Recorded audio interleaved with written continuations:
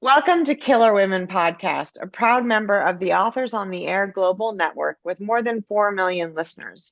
I am your host, suspense author Danielle Girard, and my guest today is Kristen Bird. Kristen has lived coast to coast, but with her extended family in North Alabama, her roots run southern deep. She teaches high school English and writes in local coffee shops near her home outside of Houston. In her free time, she likes to visit parks with her 3 daughters, watch quirky films with her husband, and attempt to keep pace with her rescue lab mix. Welcome, Kristen. Thank you so much for having me. I'm really excited to be here. So fun. It's so funny that you have 3 daughters because the whole time I was reading this book, there's so many wonderful women in the book. And, obviously we are killer women. So I like to focus on women on the podcast, not that we don't talk about men too, but so I was thinking about with your big family. We'll start off. Tell our listeners about I Love It When You Lie. Yes, so it is about 3 sisters, as you said, and it's set in the Appalachian foothills of North Alabama. And each of the women have a man in their lives that is problematic in some way. And so when they return, don't we all? Right. Sorry, go ahead. That's fine. When they return home for their grandmother's funeral, they decide that maybe one of those men should be in the ground with their beloved grandmother before the weekend is out. And we don't know which of them is going to be the one who belongs in the ground. Right. And sorry, I didn't mean to interrupt you, but it was such a perfect spot to be like, of course, men. Right. But it's actually, so the one of the things I loved about the story, of course, is that these girls are particularly close to their grandmother, right? Because their parents were gone and they were raised by their grandmother. And it's not just those 3 sisters, because there's 2 other women that I also appreciate that play into it. And one is a daughter.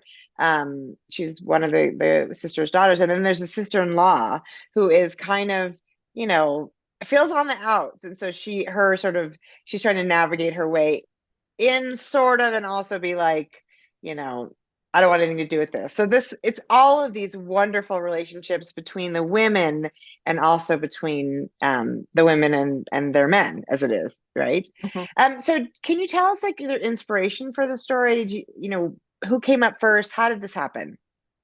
Sure. The very first character that I wrote is actually the 2nd chapter in the book, or 3rd chapter if you count the prologue, and her name's June. And I think I wrote June first because I connected with her in a lot of ways. My husband and I struggled through infertility, and so does June in this book. Yeah. And June actually has just suffered another miscarriage when we see her. And she, in the first paragraph, that evening before her postpartum nursing shift is out, she's going to take a baby home with her. So she is. She's going to just pick up a baby and take the baby home. Mm-hmm. Well, that's, and thank you for sharing that, because, I think infertility, I talked to JT Ellison, whose new book is also about her struggles with, which is it's very powerful. And the thing that I think about as women is, there's these things that happen to all of us, right? Or at least, there's tons of things that happen to tons of us, and we don't feel like we can always share it. It feels like somehow our bodies are the failure, or we've done something wrong, even though, that isn't really the truth. But of course, as wanting to be a mother is this thing we're all supposed to, be born with and want. And so that is, and June is lovely. And her husband, who is a doctor, they're a lovely couple. And it's a really tricky situation. And I think it's also interesting how differently the men take those circumstances, right? Right. And not in every case, but. And I went through so many different versions of how he might handle this. At one point he's all into, let's try infertility treatments as long as possible. Another time he says, well, let's adopt. Another time he says, no, I can't adopt a kid that's not, my blood. And so I was just kind of all over the place with him until I figured out really who I wanted him to be. My mom is a postpartum nurse, and she actually was a hospice nurse for years. And so my family, we have kind of a dark sense of humor. So Yeah. when I was going through infertility, I would joke with her, when she was on her night shift, I would say, bring one home for me. Right. Right. Of course. You're like, Yeah, come because you on. have to like laugh through it, Yeah. I mean, that's the only way you can get through it. So, and now I have 3 wonderful daughters, all of them IVF that worked Okay. successfully. The last We're 2 are twins, Oh my which gosh. I You're say like, we I'll did have one to more. ourselves. Yeah. You're like, I'll have one more child. And then you're like, nope, I guess I'll have 2 more. Well, Yeah. congratulations. And that is wonderful that worked. And but that is Mm-hmm. also June's story. It feels very real and very, Mm-hmm.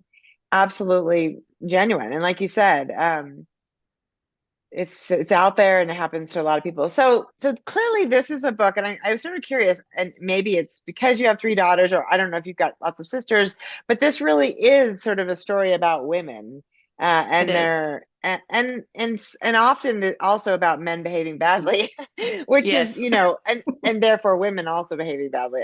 I'm not going to give away anything. All you need, people need to know, they need to read it, because there's a lot of people behaving badly, but I was curious, is like, and I didn't read your first book, but is this something that interests you, sort of the relationships between women? Is your other book like this, where there's so many different sort of My other book characters? does have a wide cast of characters, but the women aren't as tight knit. So I did feel like this one actually came to me a little more easily because I do Mm-hmm. have 2 sisters and a brother, just like the family Oh, in wow. this Yeah. novel. I'm the oldest though, and in my Okay. novel, the brother is the oldest. And Mm-hmm. actually, my baby brother is 14 years younger than me. So the age gaps Mm-hmm. are also about the same. And I kind of wanted to play with this idea of, how you're raised by a different family when you're in that kind of age range. Right. My parents were 23 when they had me. My dad was in the Navy, Right. that kind of thing. And then when they had my brother, they were very settled down. They were a lot more chill as parents about what he could do, that kind of Mm-hmm. thing. And so I wanted to explore that. And of course, in my novel, the parents have died when Yeah. the oldest is about 14, 15 years old. So they literally were raised in a different household at that point.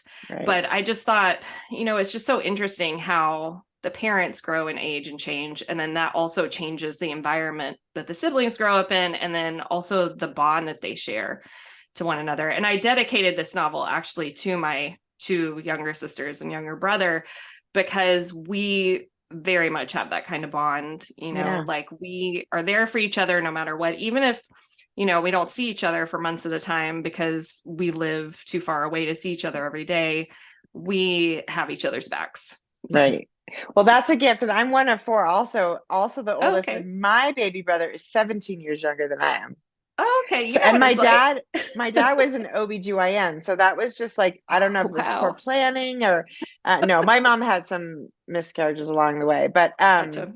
but yeah, I mean, and the interesting thing is, not only are the parents different, but my baby brother's experience of, growing up also includes me as a parent, sort of. Do you know what I mean? Yes. I mean, Yes. there's My baby brother had 3 mamas, in addition to his real mom. And we would exactly. sometimes torment him, we'd like dress him Hmm. up in leotards and put makeup on him. But then also we were the ones who were like scooping him up off the ground when he fell. And are you okay, Right. Bubba? So, Right. Right. Yeah. yeah. So it is, it's a definitely an interesting dynamic. And like you said, these women, and there isn't so much, there's a little bit of, they're very different women. What I appreciated about them is, we read books where there's just so much sort of animosity between siblings. And this is like more like, there's not really animosity between them. They really sort of struggle to help one another, although they come at it from really different angles, because they're really different people, but I appreciated Yeah. reading that. Thanks. Yeah. And you can see their flaws and they can see each other's flaws. But they're willing to overlook them, forgive them, help them get up and try again, or Right. And bury a they sort body together, ex- whatever, as one does. exactly, when it's necessary, you got to be willing to bury that body together. Yeah. So how do you think how do your daughters, how Oh, do how they, are they? What's their yeah. relationship like? Well, so like I said, we're 14 years apart and the 2 other sisters in the middle. And my daughters are 3 years apart. So we had three in under 3 years. Yeah. So they have a very different kind of relationship. They're much more like equals on equal footing. And it is kind of nice because they all enjoy mostly the same things at the same time. You know, they're kind of in the era together. Right. Which is great. But the two that are most alike fight the most, which I find really interesting. And it's one of the twins and then the big sister. Of course. You know, and I kept telling them for years, I was like, y'all are just alike. This is why you're not getting along. You both want to be the boss. Yes, right. And they're of course. finally starting, they're 12 and 9, almost 13 and 10 now. And they're actually already starting to realize like, oh, wait, maybe we have more in common than the differences that we fight about. I'm sure. So tell us, this is your second published novel. Were there books that you wrote before that are sort of buried in the backyard? A lot of us have those. Yeah. Yes. Can you tell us about that? Sure. Yeah. My first book that I wrote was right after college. I actually don't even know if it's considered a complete book or a novella. It's probably about 200 pages or so. And it was very angsty. Lots of high drama. That's an angsty time, right? That's an angsty time, exactly. And then I went and got my master's in literature. And one of the options for the thesis was to write a novel. And so, because you could do a creative writing thesis. So I wrote that. That was really fun to write. It is called The Austen Affair. And I think if you go to the library at U of H Clear Lake, you could actually pull it off the shelf. That's the only way you can read it. That's so funny. Right. Yeah. And then I wrote a historical fiction novel. And that one is the one that I really queried seriously. Yeah. To at least 100 agents, and it never got picked up. Yeah. You know, I got a few full requests here and there. That was the novel that I heard back from one agent who I was really hoping for, who I absolutely adored. She sent me a no, and I laid in bed and I cried and I said, I will never write again. Of course. Right. Right. That's what we all do. Of course. Yeah. And then about a week later, I was like, I have this idea. And that ended up being the night she went missing. So I mean, I think that's really encouraging to hear, because I think that is, I mean, there are obviously people who write a first book and publish it, but I do think if you start younger, so my first book came out when I was 29. So wow. So I had been, writing since, I mean, like you, sort of since college, and I had a lot of, and I think there's, in some ways, there's just, we don't know enough really when we're that age, maybe to write a book. At least I didn't know enough. But also I think this is par for the course and I have like you, I have a stack of, and this is back in the day, of course, when you sent things in the mail and got letters back in the mail. And I have lots of, rejection letters, but I think that's part of the process. I did. Keep your rejection letters? Wow. Yes, I did. I have a folder of them. I sometimes joked I was going to like wallpaper a bathroom with them, but I'm less interested in that now. But I do have them for posterity. And the thing is, even 16, 17 books in, I still get rejection letters, right? You're like, I'm kind of over this. Like, when do we get to be done with this part of it? So, but right, just uphill trajectory from here on out, please. please, uphill. But anyway, so that's good to know. I think that's really encouraging to hear. And so when you write, do you do you plot things out entirely? Do you know the end, the beginning? What's your sort of process? I tend to know generally where it's going to end, like who's going to be happy and who's going to be dead or gone or whatever, or miserable in prison. Right. Yeah. I have a general idea, but I don't outline because for whatever reason, I don't feel like I really know the characters until I start writing. And that's how I get to know them. It's almost like I'm interviewing them as I go. Sure. And then when I reach maybe like, I don't know, the halfway point or so, then I'm able to map out what I think the rest of the chapters will contain. And that's like a few words, like chapter 40, this person goes here. Right. And then that even tends to change as I write. But then at least I kind of have a, little like landmarkers set up on my map to the end. Yeah. Sort of a rough landscape of which way we're heading.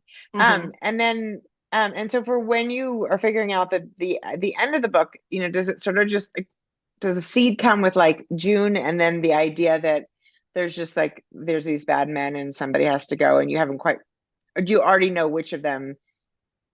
I think I knew which of them would be in the ground pretty quickly because um I actually had to go back. It was a little too obvious in earlier drafts that I really was angry with this person. So I had to go back and dig down deep and find some empathy.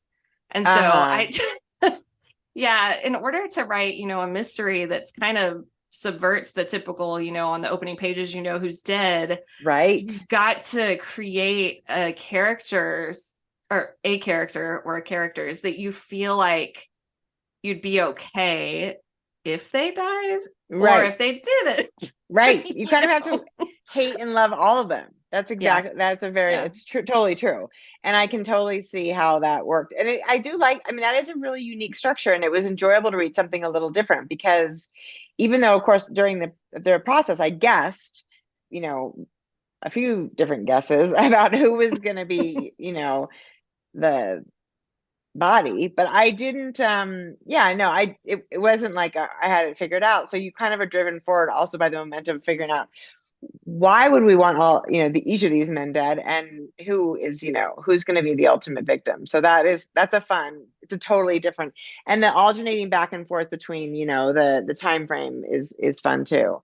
And the different points of view. I found each of the women to be, they're quite questionably behaved at times, but also, really enjoyable to read about. So, well, thank you. We, when I was young and growing up in Albertville, Alabama, one of my cousins married someone from up north, and people in my family behind her back called her that woman. And I always remembered being like, why are they treating this lady so differently just because she talks funny, And of course, I was the one that really talked funny back then. I had a very thick accent. Well, it's arguable, right? Probably where you talk just fine, but that is interesting. So there is a real, and that's an interesting thing too. There's a real north-south thing here, which for a contemporary book, we don't hear about that as often. Well, you would think it wouldn't be a thing anymore. And maybe it's not so much now, but it definitely was in the 80s and early 90s. Still a thing. Yeah. Like the parents were like, it was like, yeah, marrying outside your religion or something. Like, what? Yeah, it's the same kind of idea. And in North Alabama, you either are for Auburn or Alabama, the college football teams. Right. And so my parents actually were on different sides of that divide. And that was also a thing. I was like, this is just odd. But it's like no built talking into the culture. No talking on big game day. They just have to be on the other sides. So another thing I appreciated about this book is actually it really is also about relationships. Long-term, not for all of the women, but for many of them, including the Gran, these sort of long-term marriages and this real struggles. Each of these relationships faces some really daunting situations, and I thought that was another really, kind of wonderful thing to explore. And is that something you also sort of are, interested in the ways that men and women relationships evolve? Yeah. Since I grew up in North Alabama, it's a very religious community, very conservative. And so it was really taboo for people to divorce, especially when I was a child. Mm-hmm. And so I knew, very like vaguely because I was a child, but I heard the adults around me talk, I listened really well. Yeah. Yes. I would hear about, these terrible things that were happening in marriages. Mm-hmm. And yet on Sunday morning, that person was teaching my Sunday school, and so was their spouse, Right.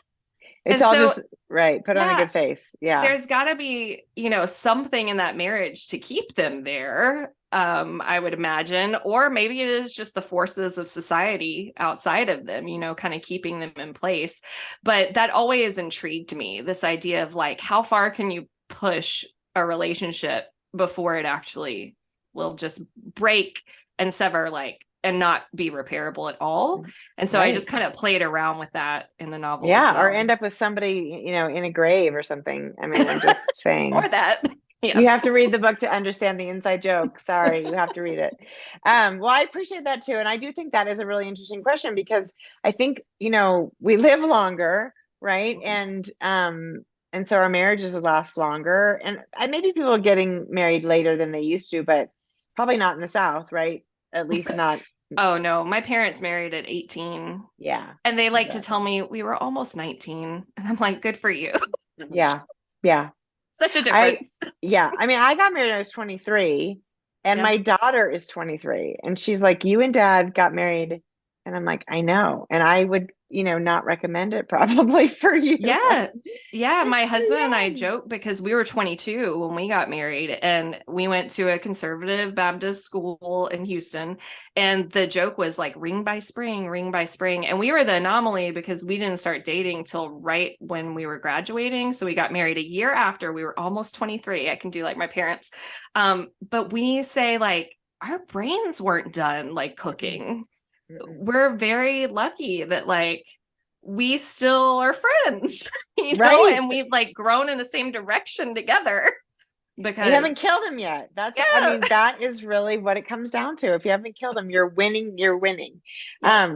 Well, and so another sort of aspect of that is sort of the idea of sort of what we do for the kind of the ones we love, right? Whether it be your sister or your daughter or your, spouse or husband. And that is, I mean, what I thought was so interesting is that you really play with the moral gray, right? There's all these things that happen in this book that some are not as gray, some are pretty dark, but there's a lot of things in here that are gray, like things we do to sort of protect people or to make things work. And so I'm curious about that. That must be another thing that sort of is interesting to you. Yeah, I think that, the bond that I have with my siblings, like I said, and then watching them get married and start families and the jokes that we have with each other, like I've got your back, I'll take care of this for you. What do you need me to do? How can I make this better for you? And they are jokes to an extent, but sometimes there is the question of like, well, what would I do for my siblings, this person I love? Like, who in my life are the people that if they came to me and said, something terrible has happened, I need your help, that I really wouldn't ask any questions of? And I do have a few relationships like that. Oh, yeah. Yeah. One of my best friends from college and my sisters. And, it's just, there are some people in your life that you're like, okay, if you did something, you had a very good reason because I know you. Exactly. And I know that bond that we have. So yeah, I like to play around with that. I'm also somebody who does like thought experiments, like what if this happened? What would I do? And I just kind of play that out. And so to play it out on the page was kind of fun. Yeah. So that's probably how you sort of develop a plot. Like what happens with this? Yeah. What is this if this happens, what do we do? And what would I do in this situation? What would I do in this situation? It sort of reminds me of Bad Sisters. Have you seen that? Oh gosh, I love that show. Yes. Yeah. Sharon Horgan. I haven't gotten to the end. I'm like the worst TV watcher. For one, I do a lot of reading for the podcast, so that's part of it. But I am enjoying it so much, so I'm kind of stretching them and making them last as long as humanly possible. But that sort of reminds me of of your book too, right? I definitely felt that overlap when I was watching that show. I was like, "Ooh, does she need new material?" Exactly. Season two. Come to the South. Let's leave England.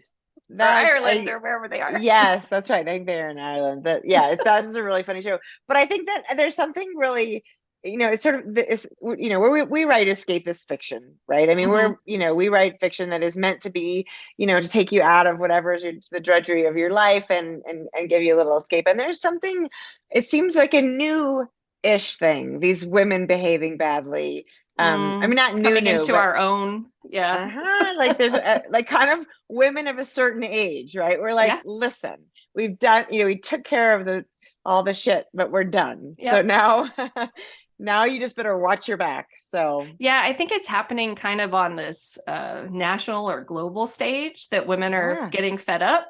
Yeah. And so then I think it's trickling down into the relationships that we're seeing in the fiction. And we're saying, okay, what would a woman who's truly fed up, what would she do? What lengths could you push her to? Yeah.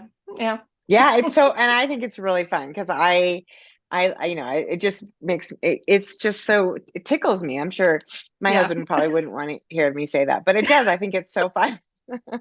And I'm like, yeah, it's the truth. We will protect ourselves. Okay, so this book is coming out on March 14th, and our podcast is live on March 16th, which means as right this minute, if you are listening to this podcast, this book is available, and you can go and grab it. But I want to hear, Kristen, what are you working on now?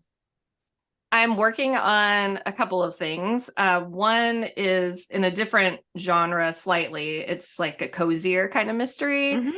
I needed something a little lighter to try out, Yeah. So after you spent all that time. Yeah, I can see why. Yeah. So I am revising that currently. And then also my publisher, Mira, just picked up a third book that's going to be in the vein of the first two published books. Yeah. And it is set in a small town in the Texas Hill Country. And it starts with a woman an older woman who drowns in 2 inches of water in the Guadalupe River, and seems kind of suspect to a few of the women in town, of course. And she's the wife of a very prominent man there.